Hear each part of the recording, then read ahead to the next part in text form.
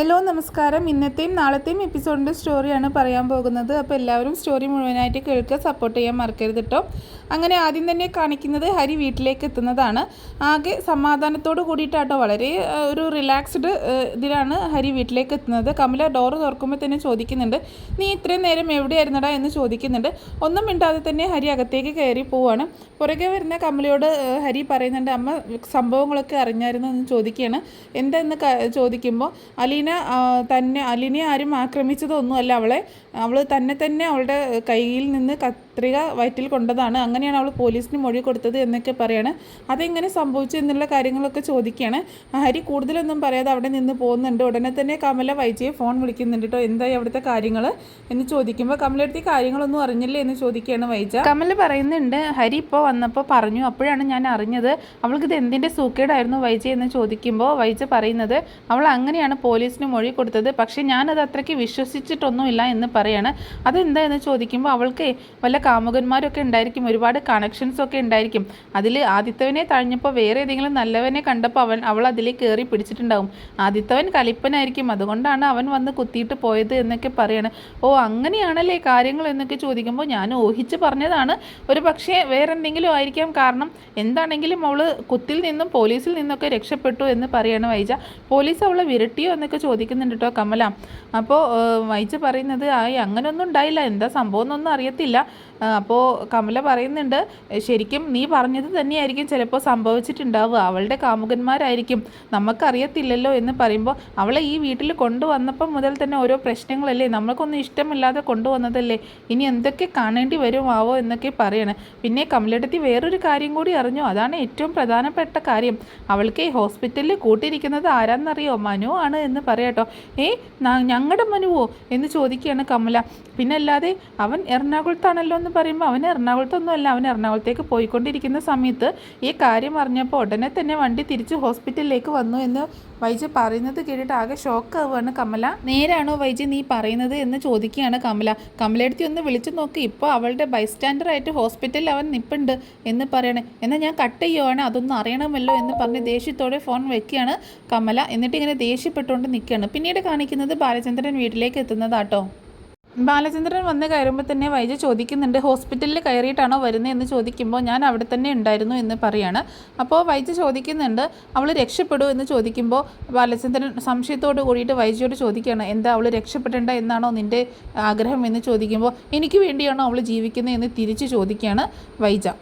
അല്ല, നിൻ്റെ ചോദ്യം കേട്ടതുകൊണ്ട് ചോദിച്ചതാണ് എന്ന് പറയുന്നുണ്ട്. അപ്പോൾ വൈജ പറയുന്നുണ്ട്, വല്ല ഇടത്തും ഇരിക്കാനുണ്ടായിട്ട് വല്ല കസേരയിലും കയറി മറിയാൻ പോയിട്ടല്ലേ എന്ന് പറയുമ്പോൾ അവൾക്കൊരു അബദ്ധം പറ്റിയതല്ലേ എന്ന് പറയണം. ഇതാണോ അബദ്ധം, നിലത്ത് നിൽക്കണമായിരുന്നോ എന്ന് പറയുന്നുണ്ട് വൈജ. ആ സമയത്ത് ബാലചന്ദ്രൻ ചോദിക്കുന്നുണ്ട്, എല്ലായിടത്തും ക്ലീൻ ആക്കിയോ എന്ന് ചോദിക്കുമ്പോൾ പോലീസ് കേസൊന്നും ഇല്ലല്ലോ, അതുകൊണ്ട് ക്ലീൻ ആക്കിയതാണ്. ഇനിയിപ്പോൾ പോലീസ് കേസ് ഉണ്ടായെങ്കിൽ തന്നെ ആരാണ് അവളുടെ കൂടെ നിൽക്കാനുള്ളത്, ആരുമില്ലല്ലോ എന്ന് ബാലചന്ദ്രൻ പറയുമ്പോൾ ആരുമില്ലാന്നുണ്ടെങ്കിൽ താഴെ നിൽക്കണം, അല്ലാതെ കസേരയിട്ട് കയറി മറിയാനല്ല പോവേണ്ടത് എന്ന് പറയണം. എൻ്റെ വൈജി, ആരെങ്കിലും സ്വന്തം ശരീരത്തിൽ വെറുതെ കേസ് ഉണ്ടാവാനോ അല്ലെങ്കിൽ പ്രോബ്ലം ഉണ്ടാവാനായിട്ട് കത്രിക കുത്തി കയറ്റുമോ, നീ എന്താണ് ഈ പറയുന്നത് എന്നൊക്കെ ചോദിച്ച് ദേഷ്യപ്പെടുന്നുണ്ട്.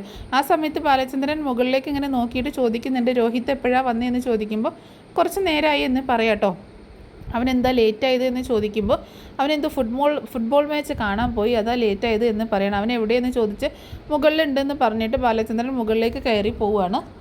അതേസമയം റൂമിൽ രോഹിത് ആണെങ്കിൽ ആകെ എന്താ പറയുക, ആകെ പാനിക്കായിട്ട് ഇങ്ങനെ അങ്ങോട്ടും ഇങ്ങോട്ടും നടക്കട്ടോ. ഇനിയിപ്പോൾ എന്താ ചെയ്യുക, ഇനി എന്താ സംഭവിക്കാൻ പോകുന്നതെന്ന് അറിയാം. ആകെ പേടിച്ച് വരണ്ട് നടക്കട്ടോ, അങ്ങോട്ടും ഇങ്ങോട്ടും ഭയങ്കര. അവൻ്റെ ഒരു എക്സ്പ്രഷനൊക്കെ കണ്ടു കഴിഞ്ഞാൽ ശരിക്കും നല്ല പേടിയുണ്ട്, ഇനി എന്തെങ്കിലുമൊക്കെ സംഭവിക്കുമോ, ആരെങ്കിലും അറിയോ, അച്ഛനെ അറിയോ, വീട്ടിലറിയോ എന്നൊക്കെയുള്ള നല്ല പേടിയുണ്ട്. ആ പേടി അവൻ്റെ മുഖത്ത് ശരിക്കും കാണുന്നുണ്ട്.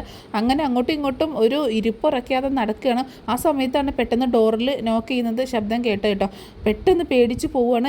ആകെ ഡോറ് തുറക്കണോ എന്താ വേണ്ടതെന്ന് ആലോചിച്ചിട്ട് വളരെ പാനിക്കായിട്ട് അങ്ങോട്ടും ഇങ്ങോട്ടും ഇങ്ങനെ നടക്കുകയാണ്. വീണ്ടും ഡോറിൽ മുട്ടുന്നത് കേട്ടിട്ട് പിന്നെ രണ്ടും കൽപ്പിച്ച് ഒന്ന് കൂളാവാൻ ശ്രമിച്ചിട്ട്, എന്നിട്ടും കൂളാവുന്നൊന്നുമില്ല, ഒന്ന് ശ്രമിച്ചിട്ട് ഡോറ് തുറക്കുന്നുണ്ട് രോഹിത്. അപ്പോൾ മുന്നിൽ അച്ഛൻ നിൽക്കുന്നത് കണ്ടിട്ട് ആകെ ഷോക്കാവുക കേട്ടോ. രോഹിത്തിൻ്റെ ഇങ്ങനെ ഒരു പതുങ്ങി നിൽപ്പ് കണ്ടിട്ട് ചോദിക്കുന്നുണ്ട് ബാലചന്ദ്രൻ, നീ എന്താ ഉറങ്ങായിരുന്നോ എന്ന് ചോദിക്കാം. അല്ല അച്ഛാ, ഞാൻ ഈ മൊബൈൽ നോക്കി ഇങ്ങനെ ഇരിക്കുകയായിരുന്നു എന്ന് പറയുന്നുണ്ട് കേട്ടോ. അപ്പോൾ എന്താ അച്ഛാ എന്ന് ചോദിക്കുന്നുണ്ട് രോഹിത്. ബാലചന്ദ്രനാണെങ്കിൽ ഒന്നും മിണ്ടാതെ റൂമിലേക്ക് കയറിയിട്ട് അവിടെ ഇങ്ങനെ ചുറ്റും നോക്കുന്നുണ്ട് കേട്ടോ. അങ്ങനെ മൊത്തം നോക്കിയതിന് ശേഷം അവനോട് ചോദിക്കുന്നുണ്ട്, നീ ഇന്ന് കോളേജിൽ പോയില്ലേ എന്ന് ചോദിക്കുകയാണ്. പോയച്ചാ എന്ന് പറയുന്നുണ്ട്. ആകെ പരിഭ്രാന്തിയോട് കൂടിയിട്ടാണ് പറയുന്നത്. എന്നിട്ട് വരാൻ എന്താ ലേറ്റായി എന്ന് ചോദിക്കുമ്പോൾ അത് ഇന്ന് സെവൻസിൻ്റെ ഒരു ഫുട്ബോൾ മാച്ച് ഉണ്ടായിരുന്നു, അത് കാണാൻ പോയി എന്ന് പറയുകയാണ് കേട്ടോ. അത് രാത്രിയിലാണോ മാച്ച് എന്ന് ചോദിക്കുമ്പോൾ അതേ വെച്ചാൽ 7 to 8 അങ്ങനെയായിരുന്നു ടൈം എന്ന് പറയാണ്. അപ്പോൾ ചോദിക്കുന്നുണ്ട്, നിൻ്റെ മുഖത്ത് എന്താ ഇങ്ങനെ ഒരു അടയാളം എന്ന് ചോദിക്കുമ്പോൾ അത് ഞങ്ങൾ കോളേജിൽ ക്രിക്കറ്റ് കളിച്ചുകൊണ്ടിരിക്കുന്ന സമയത്ത് 6 അടിച്ചപ്പോൾ ബോൾ കാട്ടിലേക്ക് പോയി, അപ്പോൾ അതെടുക്കാനായിട്ട് ഞാൻ പോയപ്പോൾ മുള്ള് കൊണ്ട് പോറിയതാണെന്ന് പറയണേ. അപ്പോൾ പറയുന്നുണ്ട്, നീ എന്താ കാണാപ്പാഠം പഠിച്ചതുപോലെയാണല്ലോ പറയുന്നത്, പിന്നെ ഞാൻ എങ്ങനെ പറയണം, എനിക്കറിയാവുന്നത് പോലെയല്ലേ പറയാൻ പറ്റുള്ളൂ എന്ന് പറയുന്നുണ്ട് രോഹിത്. അപ്പോൾ ബാലചന്ദ്രൻ ചോദിക്കുന്നുണ്ട്, ഇവിടെ നടന്ന കാര്യങ്ങൾ എങ്ങാനും നീ അറിഞ്ഞായിരുന്നു എന്ന് ചോദിക്കുമ്പോൾ അറിഞ്ഞു എന്ന് പറയണം. അപ്പോൾ ആര് പറഞ്ഞു നിന്നോട്? ഹരി പറഞ്ഞു എന്ന് പറയട്ടോ. ഹരി എങ്ങനെ പറഞ്ഞു നിന്നോട് എന്ന് ചോദിക്കുമ്പോൾ അമ്മ കമലാൻറ്റിയെ വിളിച്ച് പറഞ്ഞു, കമലാൻറ്റി ഹരിയോട് പറഞ്ഞു, അങ്ങനെ ഹരി എന്നോട് പറഞ്ഞത് എന്ന് പറയണം. എന്നിട്ട് നീ അതിനെപ്പറ്റി വല്ലതും അന്വേഷിച്ചോ എന്ന് ചോദിക്കുകയാണ്. ഇല്ല അച്ഛാ, ഞാൻ അന്വേഷിച്ചില്ല. പിന്നെ നീ എന്നെയോ അമ്മയെ എന്തെങ്കിലും വിളിച്ച് കാര്യങ്ങൾ അന്വേഷിച്ചോ? നമ്മുടെ വീട്ടിൽ നടന്നൊരു കേസില്ലേ എന്ന് ചോദിക്കുമ്പോൾ വല്ല സെർവൻറ്റിൻ്റെയും കാര്യങ്ങൾ ഞാൻ എന്തിനാണ് വിളിച്ചറിയിക്കുന്നത് എന്ന് ചോദിക്കുകയാണ് രോഹിത്. സെർവൻറ്റ് മാത്രമല്ലാതെ അവളൊരു പെൺകുട്ടി കൂടിയാണ്. ഇവിടെ എന്തെങ്കിലും വെച്ച് നടന്നിട്ടുണ്ടെങ്കിൽ അതിൻ്റെ പുറകെ ഞാനും നിൻ്റെ അച്ഛനായ ഞാനും അമ്മയും എല്ലാവരും തൂങ്ങുമെന്ന് നിനക്കറിയത്തില്ല എന്ന് ചോദിക്കുമ്പോൾ അത് എന്ത് പ്രശ്നമുണ്ടെങ്കിലും അച്ഛനും അമ്മയും തീർത്തോളുമെന്ന് എനിക്കറിയാം, അതുകൊണ്ടാണ് ഞാൻ പിന്നെ അതിലൊന്നും സംസാരിക്കാതിരുന്നത് എന്ന് രോഹിത് പറയട്ടോ. ഇങ്ങനെ ഓരോ മുടന്തൻ ന്യായങ്ങൾ പറഞ്ഞുകൊണ്ടിരിക്കുകയാണ് രോഹിത്. ഇതൊക്കെ കേട്ടിട്ട് ബാലചന്ദ്രൻ രോഹിത്തിനെ ഇങ്ങനെ സംശയത്തോട് കൂടിയിട്ട് ഇങ്ങനെ നോക്കുക കേട്ടോ. അപ്പോൾ രോഹിത് ചോദിക്കുന്നുണ്ട്, അച്ഛൻ എന്താ ഇങ്ങനെ നോക്കുന്നത്, അച്ഛനെന്തോ സംശയമുള്ളതുപോലെ, അലീന തന്നെ പോലീസിനോട് പറഞ്ഞതല്ലേ അവളുടെ കയ്യിൽ നിന്ന് അബദ്ധത്തിൽ കൊണ്ടതാണെന്ന്, പിന്നെ എന്താ അച്ഛനെ സംശയം എന്നൊക്കെ ചോദിക്കുമ്പോൾ അപ്പോൾ ബാലചന്ദ്രൻ പറയുന്നുണ്ട്, എനിക്കിപ്പോൾ സംശയമൊന്നുമില്ല, കൂടുതലൊന്നും ഇനി ഉണ്ടാവാതിരുന്നാൽ മാത്രം മതി എന്ന് പറഞ്ഞുകൊണ്ട് ബാലചന്ദ്രൻ അവിടെ നിന്നിങ്ങനെ പോവുകയാണേ. പോകുന്ന സമയത്ത് രോഹിത് ആകെ ആശ്വാസം വന്നതുപോലെ ഇത്തിരി തൽക്കാലം രക്ഷപ്പെട്ടു എന്നുള്ളൊരു രീതിയിൽ നിന്നിട്ട് പെട്ടെന്ന് ഇങ്ങനെ മെല്ലെ തിരിഞ്ഞു നോക്കുമ്പോൾ അതേപോലെ ബാലചന്ദ്രനും പോയിട്ട് പുറകെ ഒന്ന് തിരിഞ്ഞു നോക്കുന്നുണ്ട് കേട്ടോ രോഹിത്തിനെ. ബാലചന്ദ്രൻ വീണ്ടും ഒന്ന് തിരിഞ്ഞ് നിൽക്കുകയാണ് സംശയത്തോട് കൂടിയിട്ട്. രോഹിത്താണെങ്കിൽ പേടിച്ച് വിറച്ചാണ് വീണ്ടും നിൽക്കുന്നത് കേട്ടോ. ശരി എന്ന് പറഞ്ഞുകൊണ്ട് ബാലചന്ദ്രൻ അവിടെ നിന്ന് പോകുന്നുണ്ട്. പെട്ടെന്ന് തന്നെ രോഹിത്ത് വന്ന് ഡോറ് കുറ്റിയിട്ടതിന് ശേഷം ഭ്രാന്ത് പിടിച്ചതുപോലെ തലയ്ക്കും കൈ കൊടുത്ത് അവിടെ തന്നെ ഇങ്ങനെ ഇരിക്കുകയാണ് ചെയ്യുന്നത്. പിന്നീട് കാണിക്കുന്നത് വൈജയും ബാലചന്ദ്രനും കൂടെ ഉറങ്ങാൻ കിടക്കുന്നതാണ്. വൈജ നല്ല ഉറക്കത്തിലാണ്, പക്ഷേ ബാലചന്ദ്രന് ഉറക്കമൊന്നും വരുന്നില്ല, ഓരോന്ന് ആലോചിച്ച് ഇങ്ങനെ കിടക്കുക കേട്ടോ. ആ സമയത്ത് പെട്ടെന്ന് ഒന്ന് എഴുന്നേറ്റിരിക്കുന്നുണ്ട്, ഉറക്കം വരാഞ്ഞിട്ട് എഴുന്നേറ്റിരിക്കുകയാണ്. പെട്ടെന്ന് തന്നെ മൊബൈലിൽ എന്തോ മെസ്സേജ് വന്നതുപോലെ ശബ്ദം കേൾക്കുകയാണ്. അങ്ങനെ ഫോൺ എടുത്ത് നോക്കുന്ന സമയത്ത് മനുവിൻ്റെ ഒരു വീഡിയോ നോട്ട് വന്നിട്ടുണ്ടായിരുന്നു കേട്ടോ. അങ്കിൾ ഉറങ്ങിയെങ്കിൽ വിളിച്ച് ശല്യപ്പെടുത്തണ്ടല്ലോ എന്ന് കരുതിയിട്ടാണ് ഞാൻ ഈ മെസ്സേജ് അയക്കുന്നത്. അലീനയെ ICUവിൽ നിന്ന് റൂമിലേക്ക് ഷിഫ്റ്റ് ചെയ്തു. സ്ട്രക്ചറിൽ കൊണ്ടുപോകുമ്പോൾ ഒരു നോട്ടം ഞാൻ കണ്ടു, ആൾ നല്ല ഉറക്കത്തിലാണ്. ഞാനൊന്ന് പോയി ഒന്ന് ചായ കുടിക്കട്ടെ, ഒന്ന് ഫ്രഷ് ആവട്ടെ, അതിനുശേഷം ഞാൻ റൂമിലേക്ക് പൊക്കോളാം. ശരി അങ്കിളെ, എന്നാൽ ഞാൻ വെക്കട്ടെ എന്ന് പറഞ്ഞിട്ട് വീഡിയോ കട്ട് ചെയ്യുന്നുണ്ട് കേട്ടോ. അങ്ങനെ ആ വോയിസ് കേട്ടപ്പോൾ ബാലചന്ദ്രന് ഒരു ആശ്വാസം തോന്നുകയാണ്. പിന്നീട് ബാലചന്ദ്രന് ഉറങ്ങാനായിട്ട് കിടക്കുന്നുണ്ട് കേട്ടോ. പിന്നീട് കാണിക്കുന്നത് മനു അലീനയുടെ റൂമിലേക്ക് വരുന്നതാണ് കേട്ടോ. റൂമിലേക്ക് ഷിഫ്റ്റ് ചെയ്തപ്പോൾ സിസ്റ്റർ അവിടെ ഉണ്ടായിരുന്നു. അപ്പോൾ മനുവിനെ കണ്ടിട്ട് ചോദിക്കുന്നുണ്ട്, പേഷ്യൻറ്റിൻ്റെ ബൈസ്റ്റാൻഡർ അല്ലേ എന്ന് ചോദിക്കുമ്പോൾ അതേ എന്ന് പറയണം. പേഷ്യൻ്റ് ഇപ്പോൾ ഒന്ന് ഉറങ്ങി, ഇത്രയും നേരം ഒന്ന് ഉണർന്നിരിക്കുകയായിരുന്നു, ഒരു സെഡേഷൻ്റെതാണെന്ന് തോന്നുന്നു, എപ്പോഴും മയക്കമാണ് എന്ന് പറഞ്ഞിട്ട് സിസ്റ്റർ അവിടെ നിന്ന് പോകുന്നുണ്ട്. അങ്ങനെ ആ സമയത്ത് മനു കസേര വലിച്ചിട്ട് അലീനയുടെ അടുത്തേക്ക് ഇങ്ങനെ വന്നിരിക്കുക കേട്ടോ. ആ സമയത്ത് മനുവിൻ്റെ ഫോൺ റിങ് ചെയ്യാണ്. എടുത്ത് നോക്കുമ്പോൾ കമലയാണ് വിളിക്കുന്നത്. ഫോൺ എടുത്തതും കമല മനുവിനെ വഴക്ക് പറഞ്ഞുകൊണ്ടിരിക്കുകയാണ്. മനു, നീ എവിടെയാണെന്ന് ചോദിക്കുമ്പോൾ ഞാനിവിടെ ഹോസ്പിറ്റലിലാണെന്ന് പറയണം. നീ എറണാകുളത്തല്ലേ, നീ അങ്ങോട്ടേക്കാണെന്നും പറഞ്ഞല്ലേ ഇവിടെ നിന്ന് പോയത് എന്ന് പറയുമ്പോൾ അല്ല, ഞാൻ അങ്ങോട്ടേക്ക് പോയില്ല, അതിൻ്റെ മുന്നേ തിരിച്ചു വന്നു എന്ന് പറയണം. എന്നിട്ട് നീ വീട്ടിൽ വന്നില്ലല്ലോ എന്ന് പറയുമ്പോൾ ഞാൻ ഹോസ്പിറ്റലിലേക്ക് പോയിക്കൊണ്ടിരിക്കുമ്പോൾ അങ്കിൾ വിളിച്ചു, അലീനയ്ക്ക് ഒരു അപകടം പറ്റി, അങ്ങനെ ഹോസ്പിറ്റലിലേക്ക് കൊണ്ടുവന്നു, അതുകൊണ്ട് ഞാൻ ഹോസ്പിറ്റലിലേക്ക് വന്നു എന്ന് പറയണേ.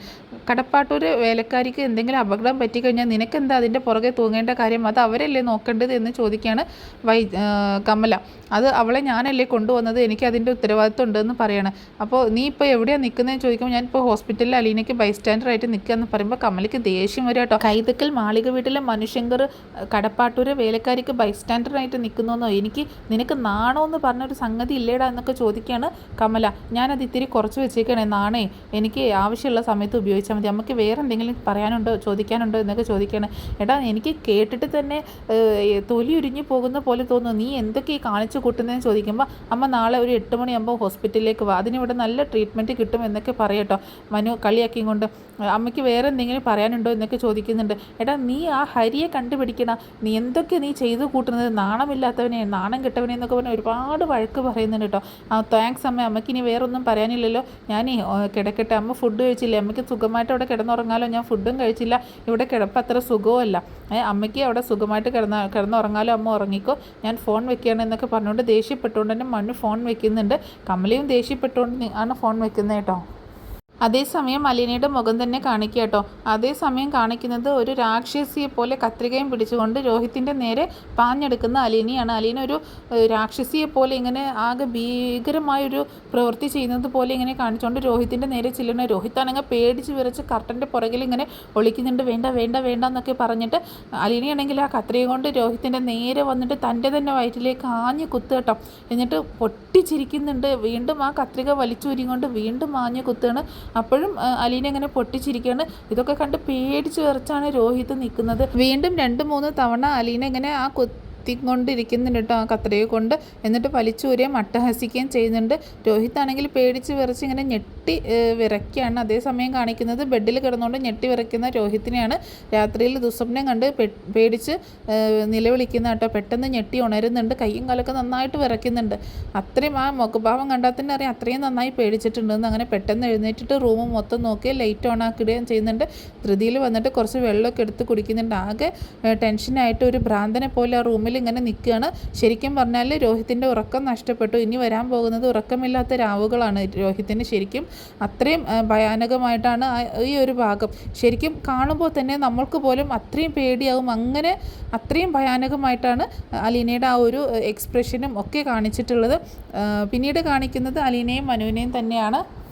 മനു അലീനയെ തന്നെ ഇങ്ങനെ നോക്കി നിൽക്കട്ടോ, അങ്ങോട്ടും ഇങ്ങോട്ടും നടക്കുന്നുണ്ട്. അതേസമയം അലീന എന്തോ ദുസ്വപ്നം കാണുന്നത് പോലെ പേടിച്ചതുപോലെ ഇങ്ങനെ ഉറക്കം വിട്ടുണരുന്നത് പോലെ ഇങ്ങനെ കാണിക്കുന്നുണ്ട്. ആ സമയത്ത് മനു വന്നിട്ട് കസേരയിൽ വന്നിരിക്കുകയാണ്. അതേസമയം അലീന വീണ്ടും ഇങ്ങനെ പഴയ കാര്യങ്ങൾ ഇങ്ങനെ ഓർക്കുന്നത് പോലെയുള്ളൊരു എക്സ്പ്രഷനാണ് കാണിക്കുന്നത്. അത് നോക്കി നിൽക്കുന്ന മനുവിനെ കാണിച്ചിട്ടാണ് എപ്പിസോഡ് അവസാനിക്കുന്നത്. പിന്നെ നാളത്തെ പ്രൊമോയിൽ കാണിച്ചതിൻ്റെ സ്റ്റോറിയാണ് ഇനി പറയാനായിട്ട് പോകുന്നത് കേട്ടോ. അപ്പോൾ എല്ലാവരും സ്റ്റോറി ഒന്ന് കേൾക്കുക. അതായത് അലീന അങ്ങനെ ഉറക്കം വിട്ട് ഉണരുന്നത് അലീന ആ പഴയ കാര്യങ്ങളൊക്കെ ഓർത്തുകൊണ്ടാട്ടോ, അതൊക്കെ കാണിച്ചുകൊണ്ടാണ് ഉറക്കത്തിൽ നിന്ന് ഇങ്ങനെ ഞെട്ടി ഉണരുന്നത്. ആ സമയത്ത് മനുവിനെ കണ്ടിട്ട് അലീനയ്ക്ക് ഭയങ്കര സന്തോഷം തോന്നുകയാണ്. അപ്പോൾ അലീനയുടെ കൈകൾ ചേർത്ത് പിടിച്ചുകൊണ്ട് മനു ഇങ്ങനെ തലോടിയും കൊണ്ടിരിക്കുന്നുണ്ട് കേട്ടോ. അപ്പം അലീനയ്ക്ക് അത് ഭയങ്കര ഒരു കൂളിംഗ് ആയിട്ട്, അതായത് മൈൻഡിൽ ഒരു റിലാക്സേഷൻ പോലെ തോന്നിയാണ്. തനിക്ക് തൻ്റെ കൂടെ ആളുണ്ട് എന്നുള്ളൊരു തോന്നൽ വരികയാണ്.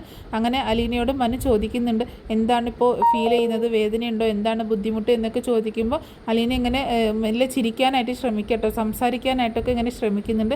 സംസാരിക്കാൻ പറ്റുമെങ്കിൽ അലീന സംസാരിച്ചാൽ മതി, അല്ലെങ്കിൽ കുഴപ്പമില്ല എന്നൊക്കെ മനു അങ്ങനെ പറയണം. അതിനുശേഷം മനു ചോദിക്കുന്നുണ്ട്, ശരിക്കും നീ കള്ളം പറഞ്ഞതാണെന്ന് എനിക്കറിയാം, നിൻ്റെ കയ്യിൽ നിന്ന് അബദ്ധത്തിൽ കത്രിക കുത്തി കയറിയതൊന്നുമല്ല, എന്താണ് യഥാർത്ഥത്തിൽ സംഭവിച്ചത് എന്ന് ചോദിക്കുകയാണ് മനു. അത് കേട്ടപ്പോൾ അലീനയ്ക്ക് ഭയങ്കര ടെൻഷൻ ആവുകയാണ്. അലീന പറയുന്നുണ്ട്, അല്ല മനുവേട്ട, അങ്ങനെ തന്നെയാണ് സംഭവിച്ചത് എന്ന് പറയുന്നുണ്ട് കേട്ടോ. അപ്പോൾ മനു പറയുന്നത്, നീ എന്നോട് കള്ളം പറയണ്ട, എൻ്റെ മുഖത്ത് നോക്കി കള്ളം പറയാൻ നിനക്ക് പറ്റത്തില്ല, സത്യമായിട്ട് പറഞ്ഞാൽ മതി എന്ന് പറയാണ് മനു. പറയാൻ മനസ്സുണ്ടെങ്കിൽ പറഞ്ഞാൽ മതി, ഞാൻ വേറൊരാളാണ്, അന്യമായിട്ടാണ് നീ എന്നെ കാണുന്നതെങ്കിൽ നീ എന്നോട് പറയണ്ട. നിനക്ക് എന്നോട് എന്തെങ്കിലും ഒരു അടുപ്പം തോന്നുകയോ അല്ലെങ്കിൽ നിന്നെ ഞാൻ നല്ല രീതിയിലാണ് നോക്കുന്നത്, അതുപോലെ നിനക്കൊരു ബെസ്റ്റ് ഫ്രണ്ടായിട്ട് കാണാൻ പറ്റുന്നുണ്ടെങ്കിൽ അങ്ങനെയൊക്കെ മാത്രം ഉണ്ടെങ്കിൽ എന്നോട് പറഞ്ഞാൽ മതി, അല്ലെങ്കിൽ നീ എന്നോട് പറയണ്ട എന്ന് പറയാണ് മനു. അപ്പോൾ അലീന പറയുന്നുണ്ട്, ഞാൻ പറയാം മനുവേട്ട, പക്ഷേ മനുവേട്ടന് എനിക്കൊരു വാക്ക് തരണം, മനുവേട്ടൻ ഇക്കാര്യം ആരോടും പറയില്ല എന്ന് എനിക്ക് വാക്ക് തരണം എന്ന് പറയണേ.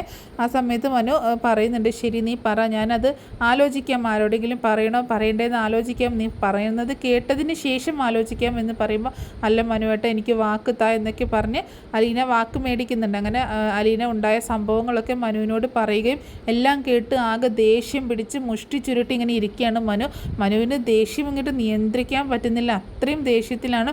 പിന്നെ എന്നിട്ട് നീ എന്താ ഇത് ആരോടും പറഞ്ഞാഞ്ഞത് എന്ന് ചോദിക്കുമ്പോൾ മനുവേട്ട അതങ്ങനെ എല്ലാവരോടും പറഞ്ഞു കഴിഞ്ഞാൽ രോഹിത് വളരെ ചെറുപ്പമല്ലേ, അവനെ ഇങ്ങനെയൊക്കെ ഒരു കേസിൽ പെട്ട് കഴിഞ്ഞാൽ പിന്നെ അവൻ്റെ ഭാവി എന്താകും എന്നൊക്കെ ചോദിക്കുകയാണ്. നീ എന്തിനാണ് അവരുടെ ഭാവിയെക്കുറിച്ച് ചിന്തിക്കുന്നത് എന്ന് ചോദിക്കുമ്പോൾ മനുവേട്ട അവരൊക്കെ എൻ്റെ അനുജന്മാരായിട്ടാണ് ഞാൻ കണ്ടിട്ടുള്ളത്. രോഹിത്തിനെയാണെങ്കിലും ഹരിയാണെങ്കിലും ഹരി കുറച്ച് കുഴപ്പക്കാരനാണ്, ഹരിയാണ് രോഹിത്തിനെ കൂടി എല്ലാ കുഴപ്പത്തിലും കൊണ്ടെത്തിക്കുന്നത്. പക്ഷേ എനിക്ക് അവരെ തൽക്കാലം രക്ഷിച്ചേ പറ്റുള്ളൂ, അവരെ എങ്ങനെയെങ്കിലും നന്നാക്കി എടുക്കാം എന്നൊക്കെ പറയാണ്. ഇങ്ങനെ ഒരു മനസ്സും കൊണ്ട് നീ എങ്ങനെ മുന്നോട്ട് പോകും?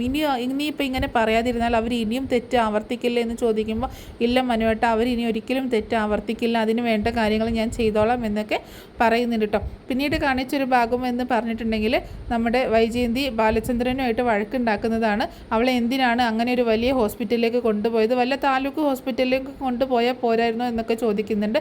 ആ സമയത്ത് ബാലചന്ദ്രൻ വൈജിയോട് വഴക്കിടുകയാണ് ചെയ്യുന്നത്. ബബിതയ്ക്കോ കൃഷ്ണയ്ക്കോ ആണ് ഇങ്ങനെ എന്തെങ്കിലും ബുദ്ധിമുട്ട് വന്നതെങ്കിൽ നമ്മൾ താലൂക്ക് ഹോസ്പിറ്റലിലേക്ക് കൊണ്ടുപോകത്തില്ലല്ലോ, നമ്മൾ നല്ല ട്രീറ്റ്മെൻറ്റ് കിട്ടാനായിട്ട് കുറച്ചും കൂടെ മെച്ചപ്പെട്ട രീതിയിലല്ലേ കൊണ്ടുപോകത്തുള്ളൂ എന്ന് പറയുമ്പോൾ അത് നമ്മുടെ മക്കളല്ലേ ബാലേന്ദ്ര, ഇത് അങ്ങനെയല്ലല്ലോ, ഇവിടുത്തെ വേലക്കാരിയല്ലേ എന്നൊക്കെ ചോദിക്കണം. ഇനിയിപ്പോൾ അവളെ ഹോസ്പിറ്റലിൽ നിർത്തിയാൽ തന്നെ അവൾക്ക് കൂട്ടിരിക്കാൻ ആൾക്കാരെ വേണം, എന്തോരം പ്രശ്നങ്ങളാണ് എന്നൊക്കെ പറയുമ്പോൾ തൽക്കാലം അവൾക്ക് ഞങ്ങൾ 2 പേരുണ്ട്, ബാലചന്ദ്ര മേനോനും മനുശങ്കർ മേനോനും അവൾക്ക് ബൈസ്റ്റാൻഡറായിട്ടും അവളുടെ എല്ലാ കാര്യങ്ങളും ചെയ്തു കൊടുക്കാനും നോക്കാനായിട്ടും ഞങ്ങൾ 2 പേരും ഉണ്ട് എന്ന് പറഞ്ഞിട്ട് ബാലചന്ദ്രൻ ഇങ്ങനെ പോവാണ്. അത് കേട്ടിട്ട് ആകെ ഷോക്കായിട്ട് നിൽക്കുന്ന വൈജിയാണ് കാണിക്കുന്നത്.